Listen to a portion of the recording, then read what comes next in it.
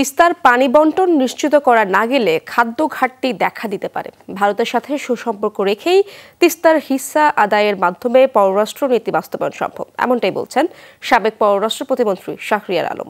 সকালে মালিবাগে ছিল বাংলাদেশ ভারতের নতুন সরকার সম্পর্ক উন্নয়নে নতুন দিগন্তের নতুন সূচনা শীর্ষক গোল টেবিল। প্রধানমন্ত্রীর আসন্ন সফরে আগামী 5 বছর দুদেশের সম্পর্ক নতুন উচ্চতায় যাবে বলেও আশা করেন শাহরিয়ার আলম। গোল টেবিল বৈঠকে আন্তর্জাতিক সম্পর্ক বিশ্লেষক অধ্যাপক ইমতিয়াজ আহমেদ বলেন, তিস্তার পানি ভাগাভাগি সম্ভব নয়। বণ্টন নিয়ে মমতা ব্যানার্জির যে ভাবনা, সেখানে যুক্তি আছে। যতটুকু পানি আছে তা তাদের প্রয়োজন, তবে চীনের যেহেতু সেখানে আগ্রহ আছে, তাই দেখার বিষয় ভারতের চিন্তায় নতুনত্ব আসে কিনা, এমনটাও বলেন বক্তারা। বৈঠকে ভারতীয় গণমাধ্যম কর্মীরা বলেন, নিরাপত্তার স্বার্থে দুদেশের প্রতিরক্ষা খাতে সহযোগিতা বৃদ্ধি করা দরকার। ভারতের সাথে সম্পর্ক আমি মনে করি এর মধ্যে নতুনত্ব আনা দরকার।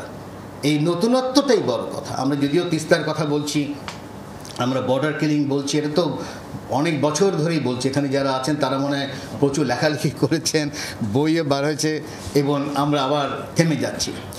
তিস্তার বিষয়টা আমি প্রথম থেকেই বহু বছর ধরে বলছি যে তিস্তার শেয়ারিং সম্ভব না। ভারতের রাজনীতিতেও বাংলাদেশের সাথে সম্পর্কটাকে অনেক সময় একটা পলিটিক্যাল টুল হিসেবে ব্যবহার করা হয়, বাংলাদেশে তো করা হয়। ভারতের সাথে সুসম্পর্ক রেখে নিজের ন্যায্য হিস্সাগুলি আদায় করে নেওয়ার মাধ্যমেই আমাদের যে পররাষ্ট্রনীতি সেটার সঠিক বাস্তবায়ন সম্ভব।